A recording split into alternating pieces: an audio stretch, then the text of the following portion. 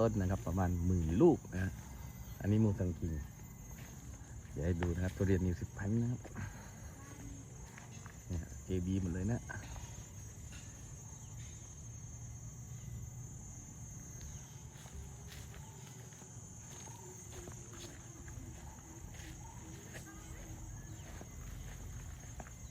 นี่นะฮะทุเรียนนิว10 พันนะฮะดูความดกนะฮะ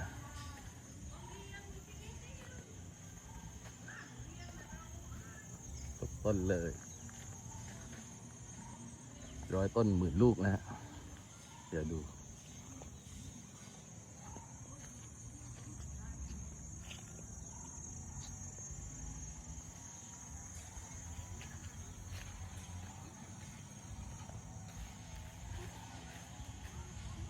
ดกจริงๆครับ